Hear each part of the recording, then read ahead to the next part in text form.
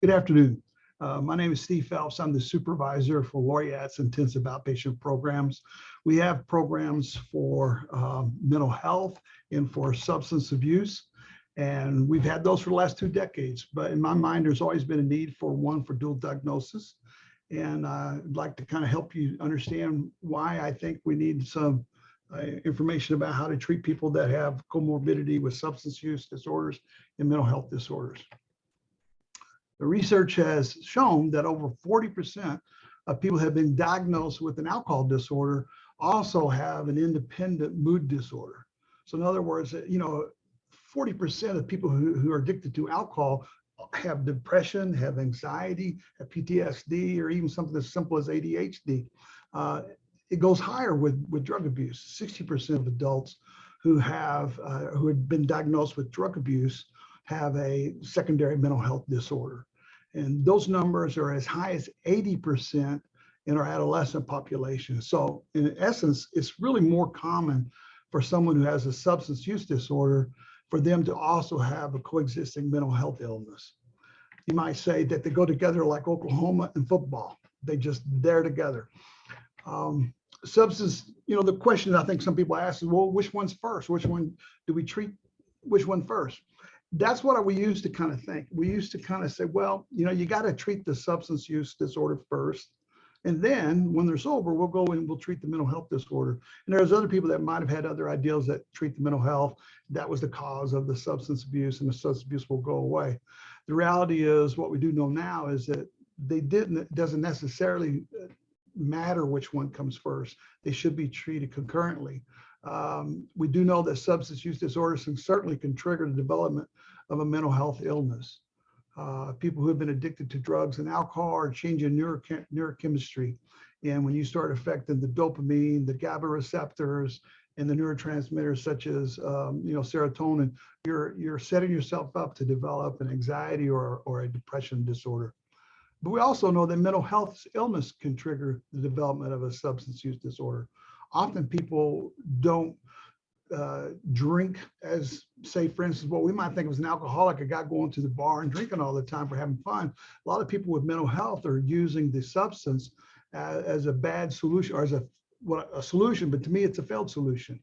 Either way, each of them make the diagnosis of the other one much more difficult because we have a tendency to come in and present for one problem. They come in and present, they say, I have a drinking problem or I have a drug problem. Or they may come in and present, I'm here for anxiety. And so it makes it a little difficult that they don't see that the two go hand in hand. The reality is, though, both substance use disorders and mental health illness, they certainly make each other worse. There is a paradox in symptomology, though. One thing we've discovered that in an early recovery from someone from substance abuse, their depression and anxiety symptoms may increase. They may actually decrease. Certainly, they can decrease after they've been sober for a period of time. A lot of the times what brings a person to recovery or seeking recovery is that there's an outside force. The way I would say it is people don't change because they see the light, they change because they feel the heat. And so when the heat's there and they start to address the substance use disorder, some of their problems diminish. Maybe their marriages stop separating or divorcing or something like that, or maybe they don't lose their job. And so therefore, when they first get sober, a lot of the things that might have been increasing the anxiety or depression, this starts to diminish a little bit. So after being sober for a while, they could actually start to lose some of those mental health problems. They can also decrease when the substance they're taking doesn't interfere with the medication. It's hard to get someone who's depressed and to get them to feel better, even when they're doing the right things and taking the right medicine, if they're continually drinking and doing something that's actually using basically a depressant. But here's the paradox. You can also have an increase in symptoms when someone gets sober. You can certainly, when you remove the mask of the emotions, in other words, they don't want to feel the pain. They don't want to feel the relational pain, the situational pain. They don't want to feel any of the, even physical pain. They don't want to do that. And so when they stop taking the alcohol or the drugs, then that mask is gone. And so that underlying disorder, that depression or the anxiety begins to increase. And certainly what we do know is that the symptoms of post-acute withdrawal begin to affect, and that will increase as the patient gets sober. When they first get sober, they may have a bad time going through detox for a week or two. But again, they usually get what sometimes called in 12-step circles is called like a pink cloud, because right there is after the acute detox and they're starting to address the problems and maybe some of the heat's gone off, they start to feel better. And that's great. But usually around 4 weeks, maybe as early as 2, but usually around 4 weeks or so, then post-acute withdrawal sets in. Sometimes this is called a protracted withdrawal, but it sets in and it focuses basically typically in 6 areas in our lives. It typically works with things like concentration, which will make it very difficult then for someone to concentrate, integrate new materials that you're giving them as a therapist or physician, things you're teaching them to do. The ability to learn that is based on memory and concentration. And that's 2 areas that are affected by post-acute withdrawal. People's memory, particularly short-term memory, but also sometimes for some people, long-term memory, but definitely memory and concentration. It's sort of like everybody gets to be a little bit ADD, for that moment. And think about this, if you do have that ADD, that attention deficit syndrome, can you imagine how much more that's increased? Now that you're getting sober, those symptoms of ADD are certainly going to increase. Because of that, a lot of your clients are going to have trouble keeping appointments. Their memory for when that appointment was, or concentrating about what they should do that day or plan that day is going to be difficult because they're going through post-acute withdrawal. One of the other things for post-acute withdrawal is it increases stress, and it also can make you physically uncoordinated, a little clumsy. So people have a difficulty in finding themselves engaging in social settings because they feel the stress from other people, which normally maybe that might encourage them, but right now, no, because the stress is high. And then they feel a little clumsy. They're spilling things, they're knocking over things. And so they kind of tend to avoid doing social settings, whether it be something at work or something in the family, or even something like in a 12-step program. They just often feel overwhelmed. There's more going on than they can actually handle, because not only is it memory, not only is it concentration, not only is it uncoordination. One of the main problems of post-acute withdrawal is this disruption of sleep and therefore this lack of energy and get up and go. People's sleep patterns are going to be different once they're sober for a while. And it makes sense, because if you think how many people have used a substance to help them sleep, help them stay asleep, or help them wake up after they've been asleep. And so they don't have good sleep hygiene.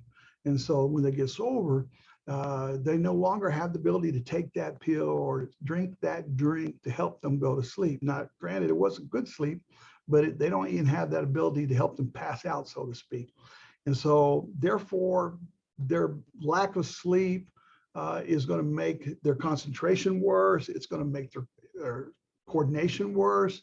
It's going to make their stress worse, and it'll make their memory worse. And it literally affects just about every area of their life. In fact, if you want to kind of give you an idea of how sleep deprivation will hurt someone or keep them from doing their best, I'll give you a story from long time ago. 40 years ago, I was going through U.S. Army Special Forces training. 400 or 500 guys tried out for that. About 40 or 50 ended up making it. That first summer, there was about 200 of us going through what we call pre-phase.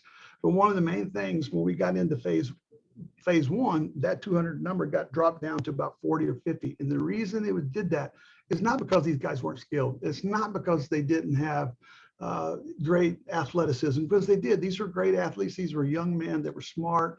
They had all the externals. But what really messed with them is is this sleep deprivation that was put on them.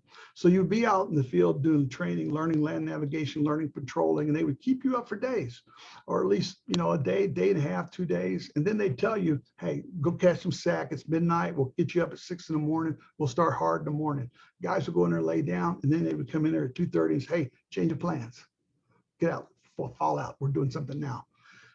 Time after time, guy just quit. They quit because they could not carry on. They felt overwhelmed. They hadn't slept well for days. And it wasn't because they couldn't do it. They just quit. And so sleep deprivation dearly affects your early recovery. Clients with depressive symptoms are certainly more likely to relapse after treatment. Of course, doesn't surprise you that suicidality among comorbid clients is higher. The two populations with the highest suicide rates are people with a substance use diagnosis disorder and who are perhaps depressed. That's the most common. Our emergency rooms or missions are always higher from those from the dual diagnosis camp. So here we talk about an integration of care. Actually, these problems are indeed separate, but neither of them go away just because one was addressed. So if you have a person who's depressed and they've been using drugs or alcohol to speed them up or to give them energy or to help them relax, taking away that drugs or alcohol is not going to make that depression get better in its own. Or if that person is, drinking and then they start to address through therapy or something, or maybe medication, med management, start to address the depression and the serotonin levels, doing all those things by themselves is not necessarily going to get better just because the person quit drinking or they quit using drugs. In other words, what you got to do is treat each disorder as a primary. In other words, each of them has its own cause and its own course. But at the same time, you also have to treat each other within the context of each other. Within the context of each other. And we're going to do that probably through several things that's typical in therapy. Things like personal exploration, that's often done in most therapies. It's even done in things like peer support, something like a 12-step program will have that person make a fearless moral inventory. In therapy, sometimes suppressed memories are dealt with. And then what I call the basement theory, which is something I'll share with you later, which I think is very important about why it's to how we treat people with dual diagnosis. But all those things together have a typical, they're typical in the sense that they bring to service past traumas and emotions, and that's going to activate or exacerbate the depressive symptoms. Okay, I'm not a Freud, but we all kind of understand what ego is. Ego is sort of your mind's way of kind of controlling things. It's the controller of things. One of the main jobs that our mind has, or our ego would have, if Freud or Jung was going to write this, they would say that one of the main jobs is to reduce pain. In other words, we don't want to experience emotional pain, physical pain, relational pain. So oftentimes people have very painful memories. Growing up without parents, death of parents, divorce, being picked on, being different. Those are very painful memories that someone has, and to go along with those painful experiences. Incongruent values is something very painful that the mind will want to deal with. Let me explain what I mean by that. When a person has something they value, but yet they don't live that way, that's going to be a painful experience. For instance, someone values honesty, but they find themselves, needing to lie or lying. It's going to be a painful experience for them to have if they value intimacy and fidelity, but yet they find themselves doing something that's going to offend that. That's going to make someone very depressed or very anxious. Also, damaged core beliefs. By that, I mean, 4 basic core beliefs: how we see the world, how we see others, how we see ourselves, and how we see God. And of course, some people say, well, I don't have a core belief about God. Well, yeah, you do. That if you don't believe there's a God, that's actually a core belief about God. But the way that's damaged, let me give you an example, another example. Many, many years ago, I had it was 1983, and I lived in Alaska, and I was having my car be worked on. And so I borrowed my father-in-law's 69 Buick. That's a land yacht. It wouldn't even fit into the garage. And I was at work, and my wife and my 3 children at the time, she was going to take them over to her mother's. And so she put them down, down at the bottom of the stairs by the door, and they're in the pajamas. And she was going to take them over to her mom's and put, dress them, put them, spend the day there. And so she had to pull the car in. So she put the kids there by the door, kept the door shut, said, "Don't open this door. I'm pulling the car in." And so she goes out and she starts to pull that big old Buick in, and she looks up and she sees the door cracked open just a little bit. And there's my oldest son, Dustin. He's looking at her, and she's thinking, well, I told him to keep the door shut, but he hasn't come out. And then she started to drive up over something. And she had her washer and dryer outside. And so she had piles of laundry on the garage floor. And she thought, I must be driving over a pile of laundry. And then it hit her. She's driving over her child. And at that time, she panicked, didn't know what to do, but she stopped the car. I don't think she backed up over him, but she stopped the car and got out. There he was in his yellow sleeper with tire tracks all the way across him. And she picked him up. He's screaming and hollering. She didn't know what to do. She called her doctor. Her doctor says, "Is that him hollering?" I said, "Yeah." He says, "We'll bring him to the ER."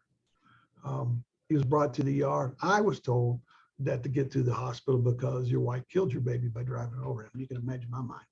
And so as I drive there and I get there, I hear him crying. So I'm knowing he's alive.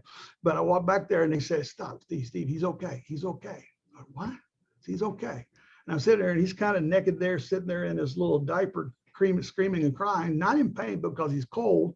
And then there was the sleeper with the tire track across it. There was my wife and her ashen face. And there was no explanation. The doctor said, "I have no way to explain what took place."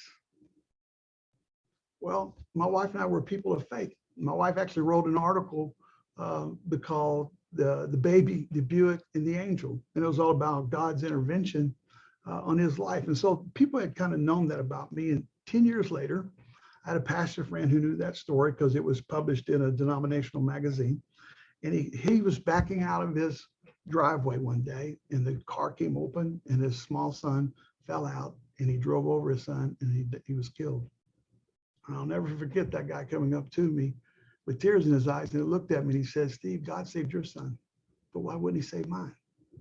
Well, obviously I didn't have any answers for that, but that's a great example of a guy who had a core belief, his core belief about God, who was God would take care of him, God would protect him. That core belief about God was damaged, and no longer did he feel that way. And so what do we do with those painful memories, with those painful experiences, that incongruent values, and then the damaged core beliefs that we have? What do we do with those things? Well, most of us, what we're going to do is kind of put it into a basement. What do you put in your basement? Or this is Tulsa, so what do you put in your attic? Most of the time it's junk. It's stuff that you don't want to need or can't quite let go. Jung would have called this the selective unconscious. Things that you don't want to think about. I don't want to deal with this. I'm not going to think about it. So that's sort of what we do with our own attics in our own basement. We take boxes of stuff that we don't want to see, that we don't want to deal with, and then we put them up in our basement, put them in our basement, or we put them in our attics. That's what we do. We forget about them. We don't think about them, but until we need them again or something like that. So the problem is we're continually filling our basement with these painful experiences and memories, and yet we're not doing anything with them. And so the basement's getting full. And so what do? The stuff now won't fit in the basement. And so we try to keep it in the basement. And the way we do that is we try to say, shut the door to the basement. The way we shut the door is varied, but it certainly includes drugs and alcohol. Not exclusively.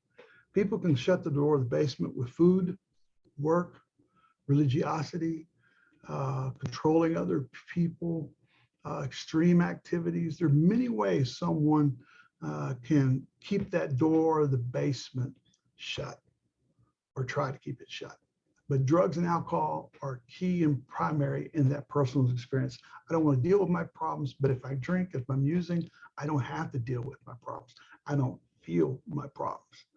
So it sounds like a solution. It's not a good one, but it sounds like a solution. Problem is, it's much more, less like our basements and our attics and much more like what we used to do with toxic waste in the 50s and the 60s. Well, what do we do? Well, when they first started experiencing toxic waste, the scientists said, well, let's just bury it. It'll be okay. In other words, out of sight, out of mind. Well, it wasn't okay. What happened? It came back up. It came back up and it started to infiltrate our lives. It got into our water tables and it started to affect us with birth defects and cancers, contaminated water, contaminated soil, because it wasn't going to stay there. That's my feeling about the emotional basement. You can push all that stuff down and you can try to keep it down with variants of things, including drugs and alcohol, but it's not going to stay down. It's going to keep coming back up. And so you're going to continue to drink and you're going to continue to use. And so one of the bigger problems for this to me is what this does, not just creates the addiction, but what it does with another part of our mind. So if you got the ego that controls the pain and the mind part of your mind that just says, I don't want to deal with it, there's certainly another part. I call it the knower. Jung would have called this the collective unconscious. He said, this is part of your mind or your spirit that just knows. It's smarter than you. It's more powerful than you. And it's able you to do things that you didn't think you could do. But it is a part of you, but it's bigger than you. Some people call it intuition. Some people call it, my gut. My gut told me to do this. Well, it's that voice in your head that tells you don't go there, don't do this. I'll give you a little funny example. Again, many years ago, many years ago, I was a teenager in a movie theater with a girl, and we were watching this movie called The Legend of Boggy Creek. It was about the Falk, Arkansas monster, sort of like a Bigfoot there in kind of the corner of Texas, Oklahoma, and Arkansas. And it was a scary movie. And so all during this movie, and we didn't have a lot of scary movies back then. Scary movies back then were not like the slasher movies now. It was much more like Lon Chaney and the Werewolf or Frankenstein. It wasn't scary on that scale. This was scary on a different scale. And all I remember is my young date was just kind of hanging on to me. And I'm thinking, hey, man, this is good. This is good. And so the whole idea from my mind was, hey, let's go do something else that's scary. So I'd heard about this, quote, haunted house out in the country about 5 miles from where I lived. And so I drove out one night with her, and it was no moonlight. There were no street lights available. I parked parallel to the house so that my headlights were not shining on it. And we started to walk up there, and she was just kind of like all this over me. I'm thinking, all right, this is working. This is working.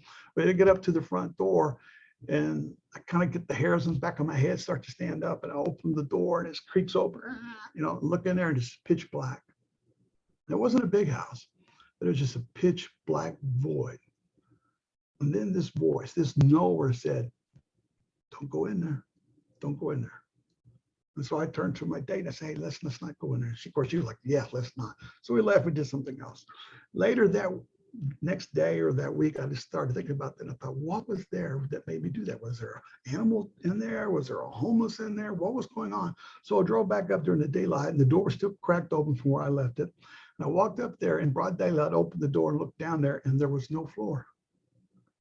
If we'd have stepped in, we would have dropped 8 feet into a basement full of broken glass, boards, nails. If it didn't kill us, it was severely injurious. But yet there was that voice that said, don't go. That's that intuition. That's that gut. That's the part that you and I need to tap into.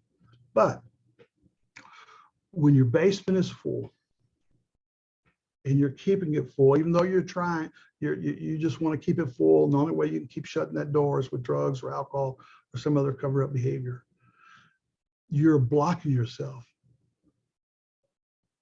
from power and intellect, which is the very key to the collective unconscious or the knower. So you could tell people what to do. And so to deal with depression, to deal with substance use. And so they have the intellect, they've been told, but they don't have the power to do it. Or maybe they want to do it so bad and they have the powers within them, but they just don't know what to do. So when we keep things in that knower, what we're doing is we're blocking the power and the intelligence to make a difference in our lives. So what's the first step? Well, it's kind of common sense, isn't it? You got to clean the basement out. You got to clean the basement. If you're looking at the 12-step program, the 4th step says that you make a fearless moral inventory. And that's basically looking into the basement.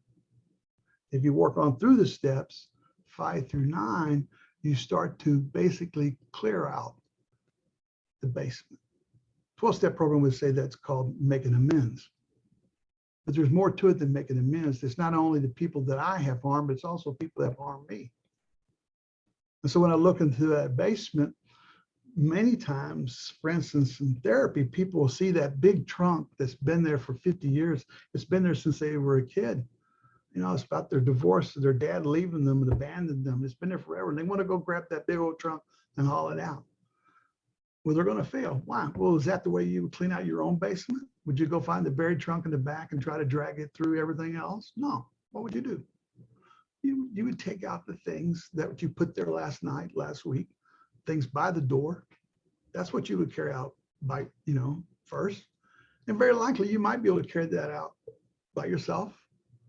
And then someone's like a therapist or a sponsor or a counselor can help them say, maybe you ought to take that first. And there's going to be things that are like that trunk that maybe they're just too big to handle by myself. And so I need this other person, this therapist, this counselor, this sponsor, this pastor, this priest to come in and help me carry it out.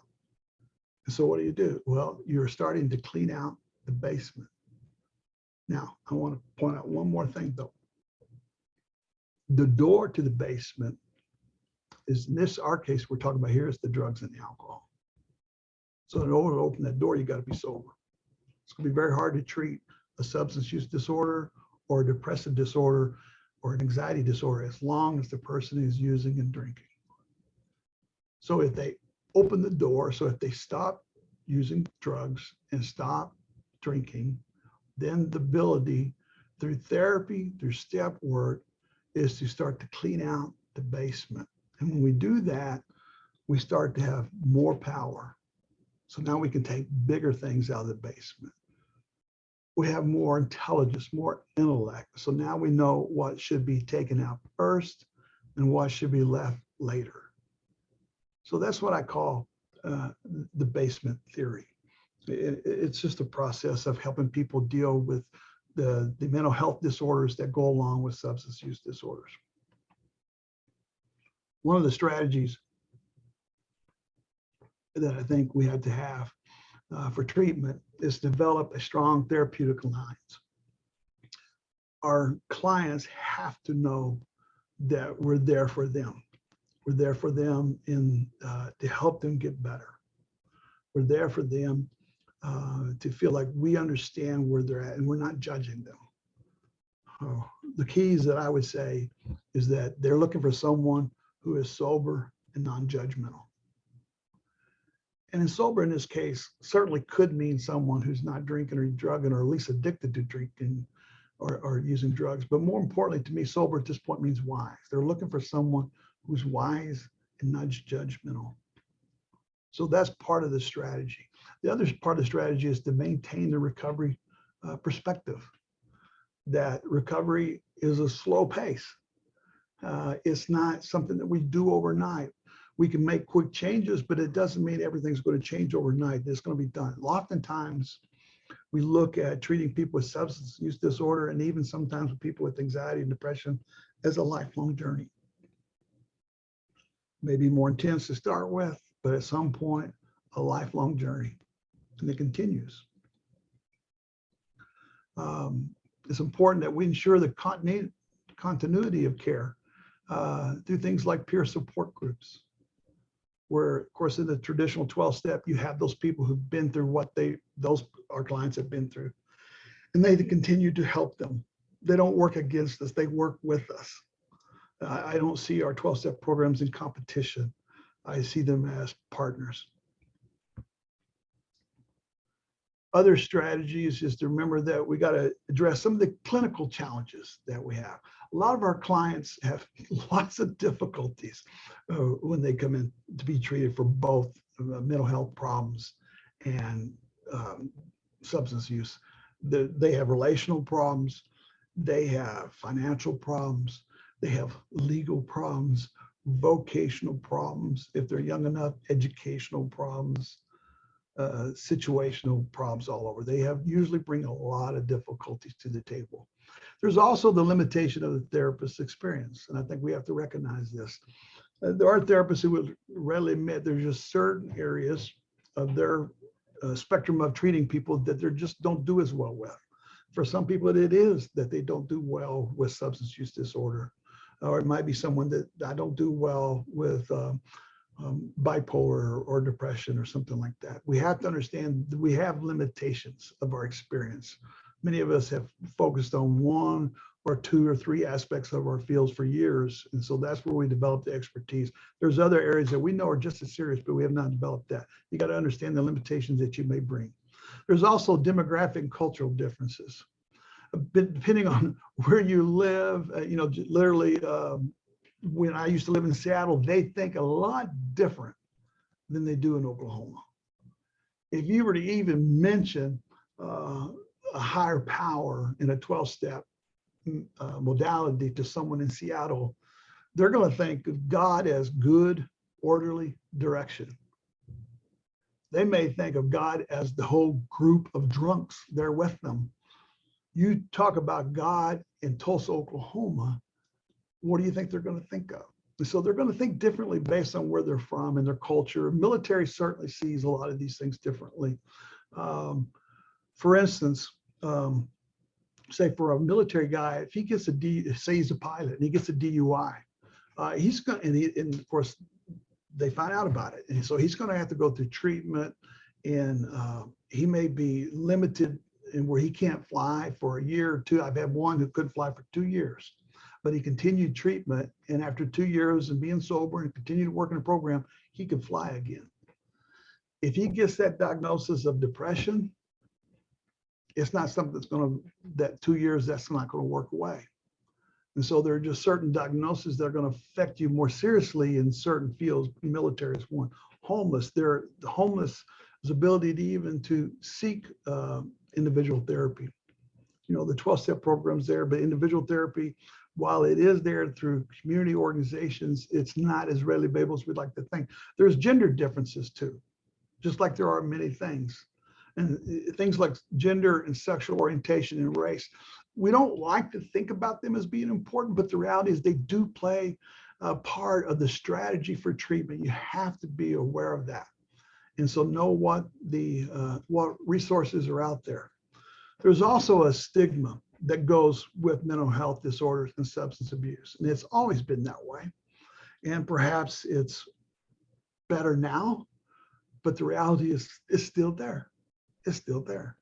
For some, you could talk about a guy who has a drinking or a drug problem, and a lot of people, that's just, his decision, maybe he can make a decision and get better. But a lot of people say, he's just a drunk. He chose that. He chose that. They don't like the disease concept of addiction. My mom didn't choose to get cancer, but he chose to drink. And so that has a stigma with it. At the same time, with people with anxiety and mental health, they have their own stigma. Many, many, many years ago, someone told me that, these again, 40, 50 years ago, someone told me that their friends or their family was, and I was from Texas at that time, and they said, well, a lot of my family is in Veneta. And I had no clue what that meant. Later, I found out they wanted to say that my family was crazy. And I thought, whoa, okay. And I thought that, but then years later, 30 years later, or 20 years later, 30 years ago, I come to Oklahoma and start to experience and understand things about mental health. And I realized when they were talking about Veneta, they were simply talking about people that were getting treated for depression, anxiety, PTSD, but yet they were crazy. So there's stigmas that do go with treating both of those. So some of the skills, well, be concrete.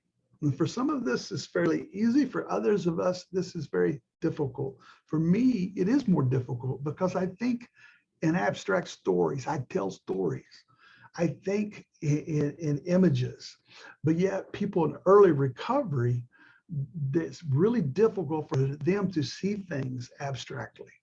And so you can tell the stories, but you better end it with a concrete suggestion or direction, or they won't know what the story meant. Keep it simple. There's an old saying in 12-step programs, KISS, keep it simple, stupid. If we can say that, well, keep it simple, all right? Be brief, be brief. Sessions don't have to be hours and hours. Take small chunks of it. Use multiple formats, multiple formats. It's not just detox, it's not just IOP, it's not just individual therapy, it's not just 12-step programs, it's just not community groups like faith groups or grief recovery groups. It is all formats together. All formats together work together. And then repeat the core concepts. Well, what are the core concepts? Well, most of us have focused on what and how. What I do is I help you get sober. What I do is I help you with your depression. And then this is how we're going to do it. You got to go back to the most primary thing before what, and that's why. Particularly with substance abuse. If they don't know why, telling them what to do and how to do it won't work. They will constantly relapse. So the instrument of telling why we're doing this and what we're going to do, or what we're going to achieve and how we're going to do it is very key and vital. Remember, you got to begin with why. People ask me all the time about medications. What is your opinion? Because there's this, as many people ask, there's that many opinions. So I'll give you mine. I think medications have the possibility to make using drugs or drinking less pleasurable. There are medications out there for that. If they take this particular prescription or medication and then they decide to drink, they're going to get sick. They're going to get sick. They're not going to get the buzz or the pleasure they got. They're going to get sick. Or they may throw them into detox if they're taking opiates, or they may try to get high and they can't get high because the opiate receptors are blocked. And so it has that purpose of making drugs less pleasurable. There is medication that inhibits cravings. Suboxone, naltrexone. What they do is they kind of go in there and they block the opiate receptors. And that does work for more than just opiates. The way I would explain it is this: if you think about opiates and many drugs, they're like sniper bullets. They go and they get very certain particular parts of the brain, they activate that. But yet alcohol is more like a grenade. It doesn't just hit one spot, it hits all over. And so that's why things like naltrexone can actually work for someone by blocking the opioid receptors, can stop part of the cravings for alcohol. When we have to understand is medications are not cure-alls. It's just a tool, one tool that's going to treat a disease. One tool. You got to have more than one tool. If the only tool in your tool belt's a hammer, you're going to treat everything like a nail. And while you're putting a nail, that's okay. But when you got to put a hole in the wall or cut a board, that's not the right tool. So medication has its place, but it's one tool. There's also a stigma that does go with medication recovery, particularly in the 12-step community. I find it ironic. There are many people in a 12-step program and been leaders in it for years who think if you're on depression medication, if you're on opiate replacement or naltrexone or Ravia or Camprol or any drug that might help you, they think you're not truly sober. And they may say that while they're smoking cigarettes and drinking coffee, meaning they're addicted to stimulants, but you're not sober. Well, that's the stigma that goes with them. I tell my clients to share one thing with them. When they say that, just say, I support you in your struggle. Because that's what you're really telling them. You're struggling with the concept of doing that, and I support you, but not me. I know medication helps me. I know medication is one tool that I use. Not the only tool, but one tool. Here's some quick do's and don'ts for treatment. Do get to know your client. I know in our fast-paced world, this is difficult, but I think it's very, very important to know your client, particularly if your client's coming in and talking about substance abuse.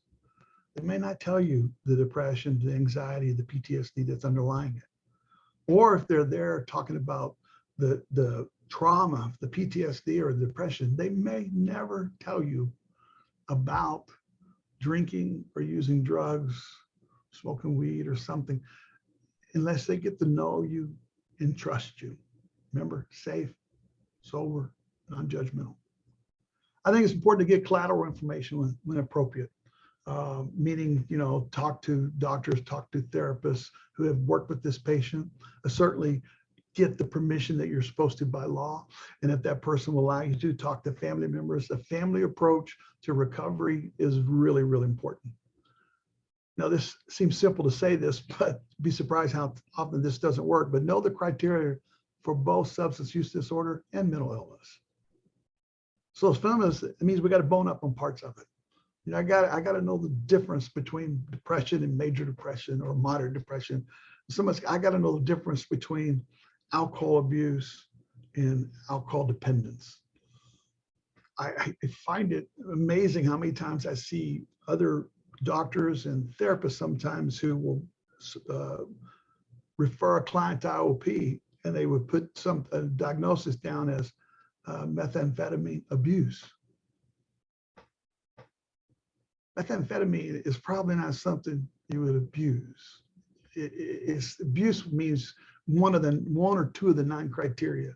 That's not going to happen with meth, or if the guy's drinking every day, he's got 2 DUIs and they put down alcohol abuse. Know the criteria. But remember that hope and empathy are valuable tools in treating of both disorders.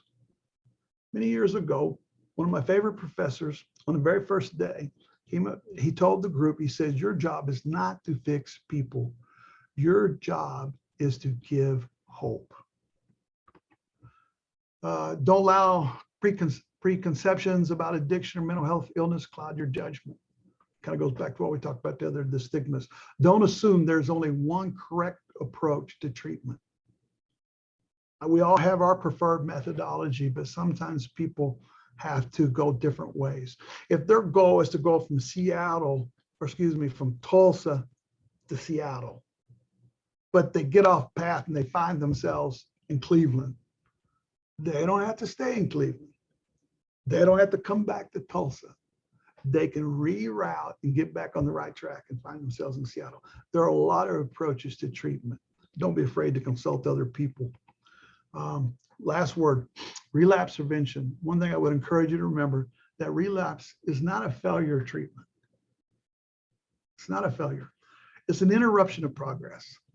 But we learn from relapses and we move on. If we don't learn from relapses, then there's the problem. Relapse itself is just part of most people's treatment. If you have more information, you can certainly email me. I'll be glad to help you in any which way, tell you more about our programs. And on the slides, if you need to get them later, there's the references that we use.